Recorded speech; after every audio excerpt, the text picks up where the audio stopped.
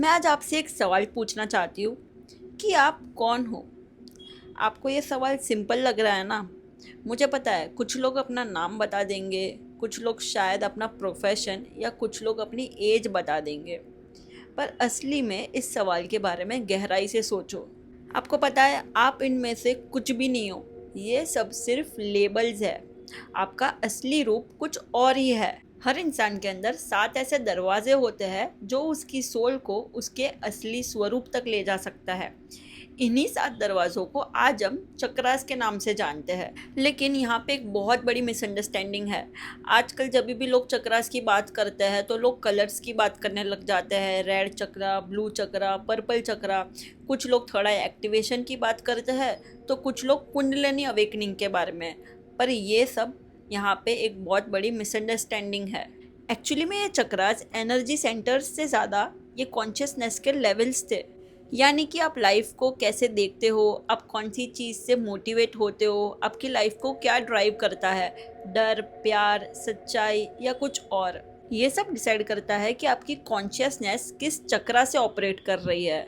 Imagine करिए कि आप किसी पुराने मंदिर के सामने खड़े हैं।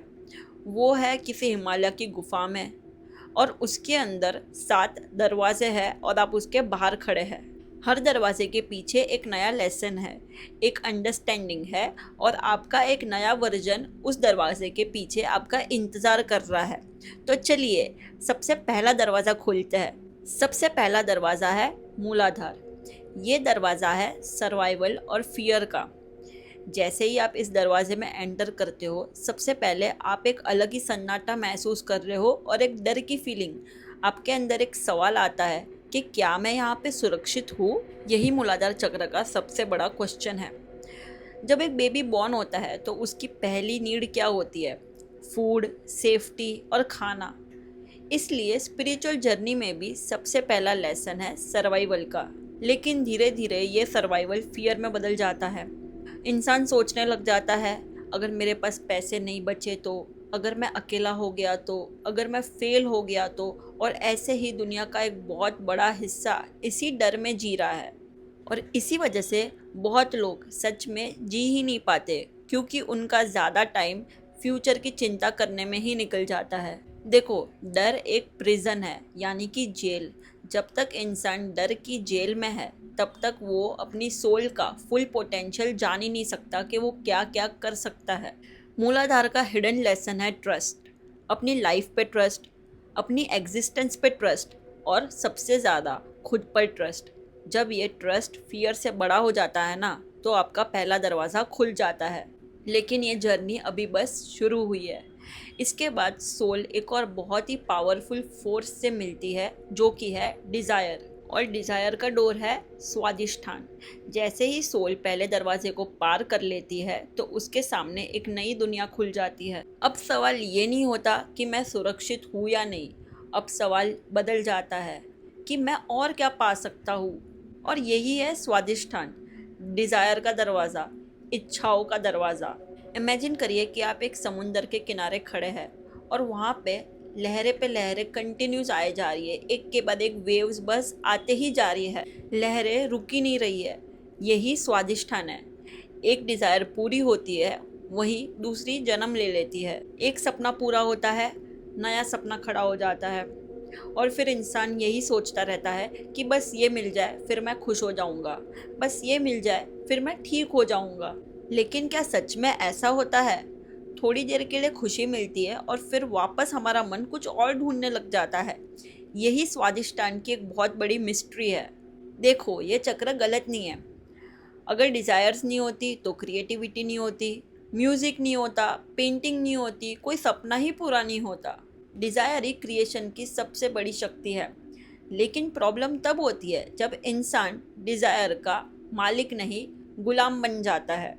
इस दुनिया में दुख का कारण डिज़ायर नहीं है, दुख का कारण है अटैचमेंट। यानी कि किसी चीज़ को इतनी मजबूती से पकड़ लेना कि उसके बिना ऐसा लगे कि मैं जी ही नहीं पाऊँगा। और ध्यान से देखो कितने लोग इसी जाल में फंसे हुए हैं। किसी को पैसा चाहिए, किसी को रिलेशनशिप चाहिए, किसी को फेम चाहिए, किसी को फॉलोअर्स चाहिए, तो किसी को तारीफ चाहिए। और जब ये सब नहीं मिलता तो दुख शुरू हो जाता है। लेकिन स्वादिष्टान का लेसन डिज़ायर्स को मारना नहीं है, उसका लेसन है उसको ऑब्जर्व करना, लेसन है उन्हें समझना, उनके पीछे भागना नहीं, उन्हें देखना। क्योंकि जिस दिन आप अपनी डिज़ायर्स को देखने लगते हो, आप उनके स्लेव नहीं रहोगे, यानी कि आप उनके गुलाम नहीं रहोगे, आप उसके धीरे धीरे मास्टर बनने लग जाओगे। और डिज़ायर्स को देखना मतलब असली में ये समझना कि ये चीज़ मुझे क्यों चाहिए, क्या मुझे इस चीज़ की अभी ज़रूरत है, क्या मैं डिज़ायर को कंट्रोल कर पा रहा हूँ या ये डिज़ायर मुझे कंट्रोल कर रही है। जब आप ये समझ जाओगे तो आप मास्टर बन जाओगे और तब आपकी सोल अगले दरवाजे की तरफ बढ़ती है। पर ये दरवाज़ा और भी ज़्यादा पावरफुल है। यहाँ डिज़ायर नहीं, यहाँ पे पावर इंतज़ार कर रही है। यहाँ पे सोल को एक ऐसी टेस्ट देनी पड़ती है जिसमें बहुत से लोग हार भी जाते हैं। ये है Manipur, the door of power. अब सोल तीसरे दरवाजे के सामने खड़ी है और ये दरवाज़ा पिछले दोनों दरवाज़ों से बिल्कुल अलग है। जैसे ही ये दरवाज़ा खुलता है, सोल एक ऐसी जगह पे एंटर करती है जहाँ पे हर कोई कुछ बनना चाहता है। कोई राजा बनना चाहता है, कोई पॉलिटिशियन बनना चाहता है, कोई सबसे रिचेस्ट इंसान बनना चाहता है, तो कोई सबसे फेमस। और कुछ लोग तो इतना आगे बढ़ जाते हैं कि उन्हें लगता है कि पूरी दुनिया उनके आसपास ही घूम रही है। यही है मणिपुर का क्षेत्र, यही पर्सनल पावर का घर है। लेकिन ध्यान रखें, पावर खुद में बुरी नहीं होती है, आग भी पावर है। अगर आग को आप सही इस्तेमाल करो तो वो घर को रोशन कर देती है और गलत इस्तेमाल करो तो पूरे घर को जला के रख देती है। इस चक्रा के वजह से बहुत लोग बड़े सपने देखते हैं, बहुत मेहनत करते हैं, बहुत ही डिसिप्लिन के साथ मेहनत भी करते हैं और इम्पॉसिबल को पॉसिबल भी बना के दिखा देते हैं। लेकिन इस चक्रा का एक शैडो साइड भी है, उसका नाम है ईगो। ईगो बहुत ही अजीब चीज़ है। ये कभी भी सामने से नहीं आती, ये हमेशा छुप कर आती है। कभी सक्सेस के रूप में, कभी धर्म के रूप में, कभी सेवा के रूप में, तो कभी ज्ञान के रूप में। और धीरे धीरे इंसान को ये लगने लग जाता है कि मैं कुछ अलग हूँ, मैं सबसे खास हूँ और मुझसे ज़्यादा कोई कुछ नहीं जानता। और यहीं से आती है प्रॉब्लम, यहीं से सोल की जर्नी रुक भी सकती है तीसरे ही दरवाजे पे, अगर ये पार नहीं कर पाता। क्योंकि बहुत से लोग, जैसे कि मैंने आपको बताया, ये टेस्ट पूरा नहीं कर पाते, हार जाते हैं। चलो एक कहानी से और अच्छे से समझते हैं। एक राजा था, उसके पास सब कुछ था, धन, सेना, प्रसिद्धि, बहुत सारे राज्य, और फिर भी उसे चैन नहीं मिलता था। एक दिन उसने एक संत से पूछा कि मेरे पास सब कुछ है लेकिन अंदर एक खालीपन क्यों है। उस संत ने कहा कि तूने दुनिया को तो जीत लिया पर खुद को नहीं। यही मणिपुर चक्रा की बहुत बड़ी मिस्ट्री है। दुनिया को जीतना आसान है लेकिन उतना ही कठिन है खुद को जीतना। और जब तक ईगो जिंदा है तब तक सोल को ये लगता है कि वो सबसे अलग है, सबसे यूनिक है। लेकिन ये इंसान ये नहीं समझ पाता कि स्पिरिचुअल जर्नी का अगला कदम अलग होना नहीं, जुड़ना होता है। और इसलिए मणिपुर के बाद सोल एक ऐसे डोर पर पहुंचती है जहां सब कुछ बदल जाता है। यहाँ पर कंपटीशन कम होने लग जाता है, यहाँ पे कंपैरिजन कम होने लग जाता है, यहाँ मैं धीरे धीरे पिघलने लग जाता है और पहली बार दिल खुलने लग जाता है। क्योंकि अगला दरवाज़ा है अनाहत, द डोर ऑफ लव। और यहीं से सोल की असली स्पिरिचुअल जर्नी शुरू होती है। अब हमारी सोल चौथे दरवाजे के सामने खड़ी है और यहीं से पूरी जर्नी की डायरेक्शन बदलना शुरू हो जाती है। पहले 3 दरवाज़ों को अगर आप ध्यान से देखें तो उनका कनेक्शन ज़्यादातर मैं से था, मेरा डर, मेरी इच्छा, मेरी पावर। लेकिन अनाहत पर पहुंचते ही सोल पहली बार एक नया क्वेश्चन पूछती है कि मैं दूसरों के लिए क्या महसूस करता हूँ।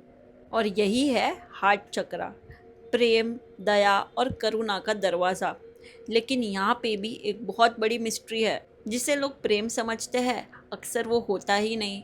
बहुत बार वो अटैचमेंट होती है, बहुत बार वो पजेसिवनेस होती है और बहुत बार तो वो सिर्फ और सिर्फ एक्सपेक्टेशंस ही होती है। हम कहते हैं कि हम उस इंसान से प्यार करते हैं लेकिन अंदर ही अंदर हम ये चाहते हैं कि वो इंसान बिल्कुल वैसे ही बिहेव करे जैसे हम चाहते हो। और जब वैसा नहीं होता तो हमारा दुख शुरू हो जाता है। अनाहत का प्रेम अलग है, ये लेना नहीं, ये देना जानता है, ये पकड़ना नहीं, ये बहना जानता है। जब तक प्रेम किसी कारण से हो तब तक वो बस एक बिजनेस है, और जब प्रेम सिर्फ प्योरली प्यार है तब वो अनाहत है। सोचिए, सूरज हमें रोशनी देता है, पर क्या वो हमारे सामने शर्तें रखता है कि ये इंसान बुरा है तो मैं इसे रोशनी नहीं दूंगा, या ये इंसान अच्छा है तो मैं सिर्फ इसे ही रोशनी दूंगा? क्या नदी पानी देने से पहले ये डिसाइड करती है कि कौन इंसान योग्य है और कौन मेरे पानी के योग्य नहीं है? नहीं ना। प्रकृति का प्रेम बिना शर्तों का है, और यही अनाहत भी सिखाता है। अनाहत प्रेम के सबसे बड़े एग्जाम्पल है हमारे राधा कृष्ण। उनके जैसा प्रेम किसी ने नहीं किया। उन्होंने सिर्फ दुनिया को प्रेम दिया और बांटना सिखाया। उन्होंने एक दूसरे को बिना शर्तों के प्यार किया और अनंत तक करते रहेंगे। अनाहत की एक और डीप मिस्ट्री है फॉरगिवनेस, यानी कि माफ़ी। बहुत लोग सालों तक पुराने घाव लेकर जीते रहते हैं। किसी ने कुछ कह दिया था, किसी ने धोखा दिया था, किसी ने दिल तोड़ दिया था, और ये यादें अंदर जमा होती रहती है और हर घाव हार्ट के अंदर एक दीवार बनाता जाता है। और जितनी बड़ी दीवार बन जाती है उतना प्रेम कम आ पाता है। और इसलिए हार्ट चक्रा का हीलिंग प्रोसेस सिर्फ प्रेम पाना नहीं होता, प्रेम बनना है, फॉरगिव करना है और छोड़ देना है। और ये बिल्कुल भी आसान नहीं होता। शायद पूरी स्पिरिचुअल जर्नी में सबसे टफ लेसन्स में से ये एक है। लेकिन जब हार्ट सच में खुलने लग जाता है ना, तो इंसान में एक अलग प्रकार की ही शांति आने लग जाती है, एक अलग ग्लो आने लग जाता है, और हमेशा एक अलग चेहरे पे खुशी होती है। अब उसे हर वक्त जीतना नहीं होता, साबित नहीं करना होता, और लड़ना भी नहीं होता। उस इंसान के अंदर एक नई सॉफ्टनेस, एक नई वार्मथ ऑफ लव और एक नई रोशनी आ जाती है। लेकिन ये जर्नी इधर ख़त्म नहीं हुई है। प्रेम के बाद एक और बड़ा लेसन आता है, सत्य का, सच का, ट्रुथ का। और सच से बड़ी कोई तपस्या नहीं है। तो अब अगला दरवाज़ा है विशुद्ध, द डोर ऑफ ट्रुथ। अब सोल 5वें दरवाजे के सामने खड़ी है। ये दरवाज़ा बाहर से बहुत ही शांत लग रहा है, पर इसकी टेस्ट अंदर से उतनी ही गहरी है, क्योंकि ये सच्चाई का दरवाज़ा है। और दुनिया में सच्चाई का सामना करने से मुश्किल कोई और चीज़ नहीं है। सोचो, एक एक्टर स्टेज पर खड़ा है, उसने कॉस्ट्यूम पहना है और वो एक रोल निभा रहा है। सब लोग उसका शो देख रहे हैं, और जैसे ही उसका शो ख़त्म हो जाता है वो अपना कॉस्ट्यूम उतार देता है और उस रोल से बाहर आके अपने असली रूप में रहता है। अब एक सवाल अपने आप से पूछो, क्या हम अपनी ज़िंदगी में ऐसे ही नहीं जी रहे? एक रोल हम अपनी फैमिली के सामने जी रहे हैं, एक अपने दोस्तों के सामने, एक सोशल मीडिया के सामने, और एक दुनिया के सामने। और धीरे धीरे हम इतने मास्क पहन लेते हैं कि हमें खुद को याद नहीं रहता कि असल में हम कौन हैं। और विशुद्ध इसी भ्रम को तोड़ता है। ये सोल से पूछता है कि अगर तुम्हारे सारे मास्क उतर जाते हैं तो तुम कौन हो? अगर तुमसे सब छीन लिया जाए तो तुम कौन हो? और अगर तुम्हारी तारीफ करना बंद कर दे तो तुम कौन हो? और यहीं से शुरू होती है असली स्पिरिचुअल मैच्योरिटी। क्योंकि जो सच होता है ना, वो हमेशा हमें कंफर्ट नहीं देता। इसलिए कहते हैं कि सच हमेशा कड़वा लगता है। कभी कभी ये सच्चाई हमें उन चीज़ों का सामना करवाती है जिससे हम सालों से भाग रहे हैं, जैसे कि हमारे डर, हमारी कुछ विशेज़, हमारी कुछ इच्छाएं, हमारी गलतियाँ, और कभी कभी हमारा असली रूप। सबसे बड़ी सच्चाई तो ये है कि इंसान सबसे ज़्यादा झूठ दूसरों से नहीं बल्कि खुद से ही बोलता है। जैसे कि मैं खुश हूँ, मुझे फ़र्क नहीं पड़ता, या मुझे इस चीज़ की नीड नहीं है। लेकिन असलियत में तो अंदर से लालच छुपा होता है, और जब तक इंसान ये सच नहीं देख लेता तब तक विशुद्ध का दरवाज़ा नहीं खुलता। विशुद्ध का कनेक्शन आवाज़ से भी माना गया है, लेकिन यहाँ पे आवाज़ मतलब सिर्फ बोलना नहीं है। यहाँ पे इसका मतलब है अपने सत्य को जीना। जैसे कि बहुत लोग सच जानते तो है लेकिन उसके अकॉर्डिंग जीने की हिम्मत नहीं रखते। एग्जाम्पल लेते हैं, जैसे कि एक लड़की के साथ गलत हो रहा है, उसके साथ उसका हस्बैंड बहुत गलत कर रहा है, चीट कर रहा है, मार रहा है, पर लड़की ये सच जानने के बाद भी उसी इंसान के साथ रह रही है, तो ये गलत है। वो सत्य के साथ नहीं जी रही है, वो गलत कर रही है अपने साथ। और यही डिफरेंस है। सच को जानना नॉलेज है, और सच को जीना एक ट्रांसफॉर्मेशन है तुम्हारी सोल के लिए। इसलिए ही बहुत से ऋषि और संत अकेला जीवन व्यतीत करते थे, क्योंकि उन्हें भीड़ की ज़रूरत नहीं थी। उन्होंने सत्य को बहुत ही अच्छे से पहचान लिया था, उन्होंने अपने आप को पहचान लिया था, इसलिए वो बहुत ही शांतिमय जीवन जी पा रहे थे। और जो इंसान ये समझ लेता है, उसे ना किसी का अप्रूवल चाहिए, उसे ना किसी को इम्प्रेस करना है, और ना ही उसे हर एक इंसान को खुश करना होता है, क्योंकि अब वो अपनी सोल की आवाज़ सुनने लगा है। लेकिन सत्य भी अंतिम दरवाज़ा नहीं है, इसके आगे एक और दरवाज़ा है। एक ऐसा दरवाज़ा जहाँ इंसान सिर्फ सच नहीं देखता, वो भी देखता है जो एग्जिस्टेंस के पीछे छुपे हुए पैटर्न्स है। जहाँ आंखें तो वही रहती है, लेकिन देखने का तरीका बदल जाता है। यही है आगना, the door of inner vision. और यहाँ से आपकी स्पिरिचुअल जर्नी और भी इंटरेस्टिंग और मिस्टीरियस हो जाती है। अब सोल छठे दरवाजे के पास खड़ी है। ये चक्रा सबसे ज़्यादा डिस्कस भी किया जाता है और सबसे ज़्यादा गलत भी समझा गया है। जैसे ही लोग आगना या थर्ड आई का नाम सुनते हैं, उनके मन में बहुत सारी चीज़ें आने लग जाती है। उन्हें लगता है कि जैसे कि इससे फ्यूचर दिखने लग जाता है, या तो इससे सुपरनेचुरल पावर्स मिल जाती है, और ऐसी बहुत सारी चीज़ें एक इंसान के मन में आने लग जाती है। लेकिन एक्चुअली में आगना का मतलब है देखना, लेकिन आँखों से नहीं, अवेयरनेस, कॉन्शियसनेस और अंडरस्टैंडिंग से। सोचो, दो लोग एक ही प्रॉब्लम में फंसे हुए हैं, लेकिन एक इंसान कह रहा है कि मेरे साथ बहुत बुरा हुआ, और एक इंसान कह रहा है कि इससे मैंने बहुत कुछ सीखा। प्रॉब्लम एक ही थी, लेकिन दोनों का देखने का तरीका अलग था, और यही है आगना चक्र की मिस्ट्री। आगना चक्र आपकी दुनिया को नहीं बदलता, वो आपकी दृष्टि को बदलता है। और जब आपकी दृष्टि बदल जाती है, तो आप ऑटोमेटिकली दुनिया को एक अलग ही नज़रिए से देखने लग जाते हो।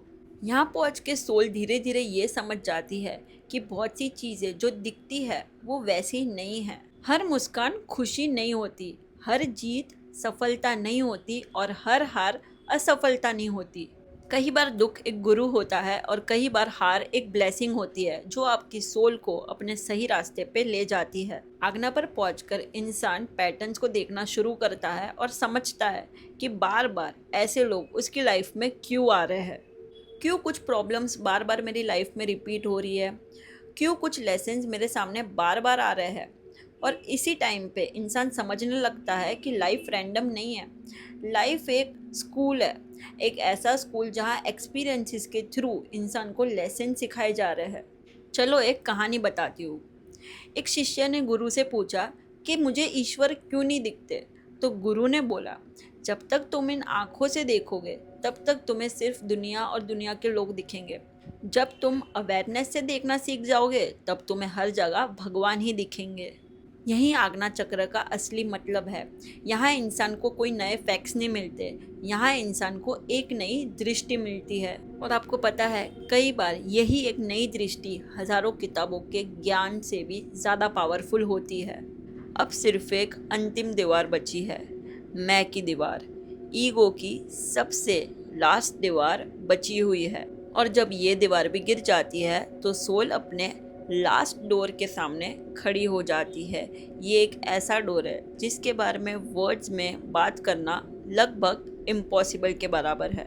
वो डोर जहाँ सीकर और डेस्टिनेशन एक हो जाते हैं, the final door to the soul, सहस्र। और अब हमारी सोल सबसे लास्ट दरवाजे के सामने खड़ी है, सातवां दरवाज़ा, सबसे शांत और सबसे मिस्टीरियस।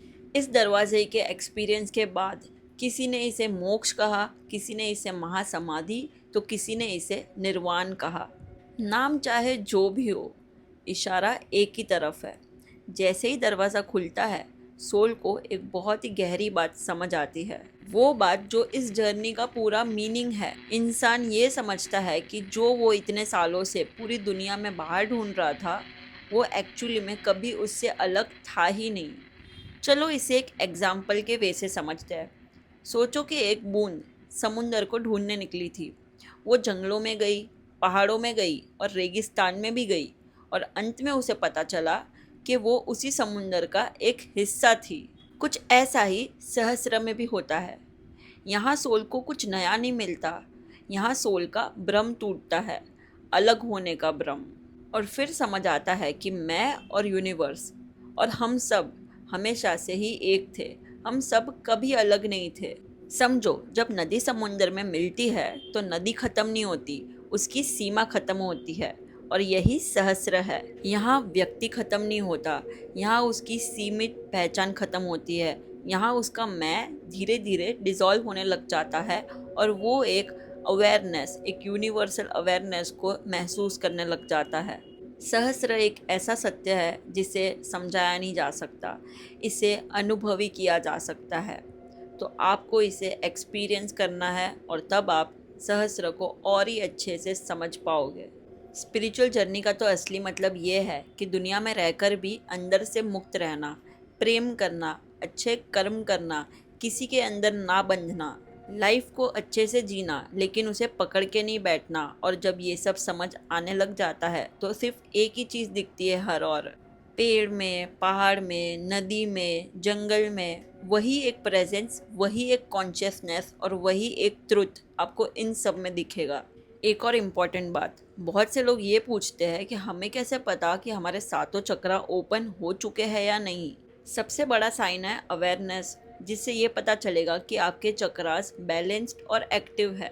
लेकिन एक और सच ये भी है कि स्पिरिचुअल ग्रोथ कोई परमानेंट अचीवमेंट नहीं है, ये एक लिविंग प्रोसेस है। जैसे आप रोज़ खाना खाते हो, रोज़ सांस लेते हो, रोज़ पानी पीते हो, वैसे ही आपको रोज़ मेडिटेशन करना है, अवेयरनेस में रहना है, और तभी ही आपके सारे चक्रास बैलेंस्ड और ओपन रहेंगे। और साथ ही साथ एक ट्रुथफुल लिविंग और कॉन्शियस एक्शंस भी बहुत ज़्यादा ज़रूरी है। चक्रास को परमानेंटली ओपन रखने की कोशिश मत करना, बस अवेयरनेस में जीना सीख लो, क्योंकि जहाँ अवेयरनेस होती है वहाँ कॉन्शियसनेस नेचुरली फ्लो करने लग जाती है। और बहुत से लोगों का सवाल ये भी है कि चक्रा मेडिटेशन एक्चुअली करता क्या है, क्या चक्रा मेडिटेशन ही सारे चक्रास को एक्टिव और अवेकन कर देता है? नहीं, ऐसा नहीं है। चक्रा मेडिटेशन उस चक्रा की एनर्जी और अवेयरनेस को कुछ समय के लिए एक्टिवेट करता है ताकि आप उस चक्रा के रिलेटेड लेसन को समझ सको। मेडिटेशन चक्रा को परमानेंटली एक्टिव करने का कोई शॉर्टकट नहीं है, ये बस उससे जुड़े हुए लेसन्स और ब्लॉकेजेस को समझने का एक ब्रिज है। सो इन शॉर्ट, चक्रा मेडिटेशन हमें अपने आप को और गहराई से समझने में हेल्प करती है। अब कुछ लोग मेडिटेशन करते वक्त सातों चक्राओं के साउंड्स का भी जाप करते हैं। तो हर चक्रा के साथ एक स्पेशल साउंड जुड़ी हुई है जिसे बीज मंत्र कहा जाता है। यह है हर चक्रा से जुड़ा बीज मंत्र जो मैंने स्क्रीन पे दिया है।